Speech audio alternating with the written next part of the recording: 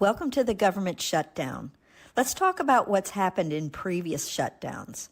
According to Bespoke Investment Group, it's happened 6 times before. A week later, the median gain for the S&P 500 was 0.6%.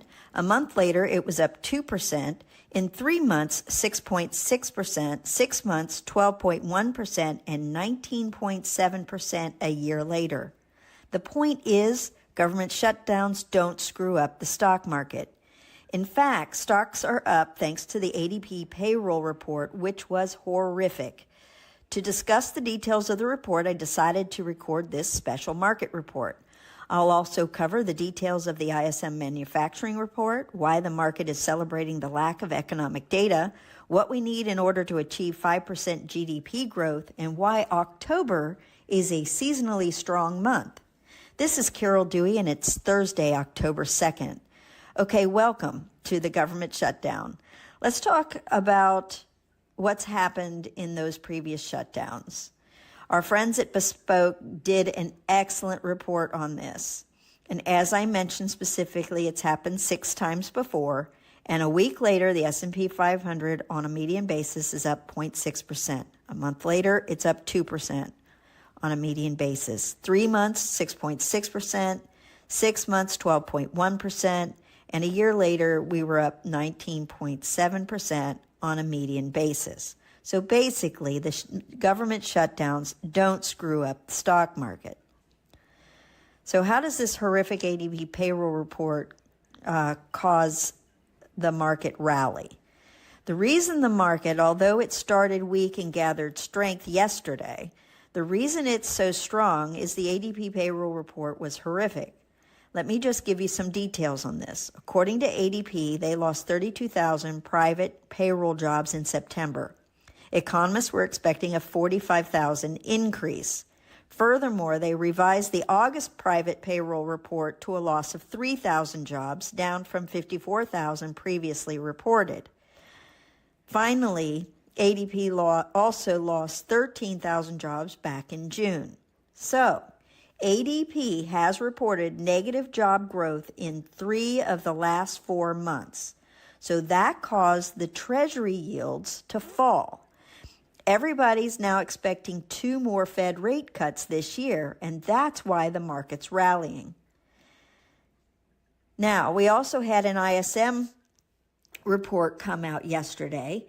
It showed the manufacturing index did improve in September. It's up to 49.1 from 48.7 in August, but any reading below 50 is still a contraction. And although there were some green shots in the ISM manufacturing report, it has been under 50 and in contraction for 7 months, and only 5 of the 16 sectors improved. So, this is just another reason why the Fed has to cut rates. The housing industry creates a lot of durable good orders, a lot of manufacturing orders, and we just have to fix the housing sector. You just can't, even though we're growing, we have to fix this particular sector. So, the market's actually celebrating that we are not going to have economic data. We're not going to have our payroll on Friday if the government remains closed. We're not going to get retail sales and CPI and PPI and all that stuff. The Commerce Department and the Labor Departments are shut down. Now, Trump's appointee for the Labor Department was coming from the Heritage Foundation, big critic of all the seasonal adjustments and assumptions. He is not going to be approved. They've pulled the recommendation because he's fighting the crypto industry. He's not as crypto-friendly as some other people in the Trump administration are. So he also was going to be in charge of the CFTC, the Commodity Futures Trading Commission. Now, economic growth and seasonal market strength, there are a lot of interesting things going on here. But the bottom line is your best defense is a strong offense of fundamentally superior stocks. We're going to have double-digit earnings growth. The Atlanta Fed's estimating 3.9% GDP growth now.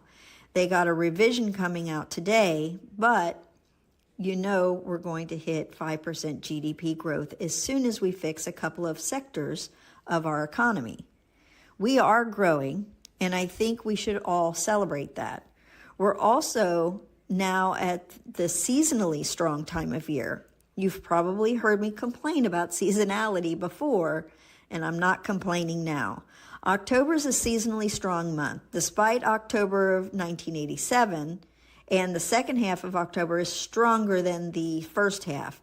But we're off to a great start, and the rally yesterday in Treasury yields is historic. The Fed cannot fight market rates, so let's hope the Fed does the right thing. The budget debate is driving our shutdown. There's now 100% certainty that the Fed will cut at its next meeting due to the labor market woes, and we'll see how long this government shutdown lasts.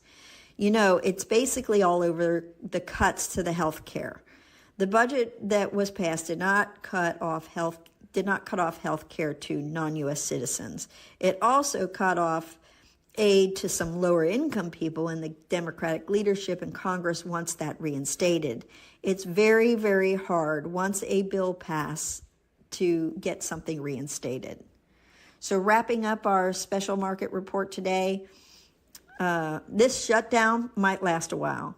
We'll see how long it does. Obviously, they've got to make sure the Social Security checks go out and all of that stuff. The post office is still working. The federal courts are still working.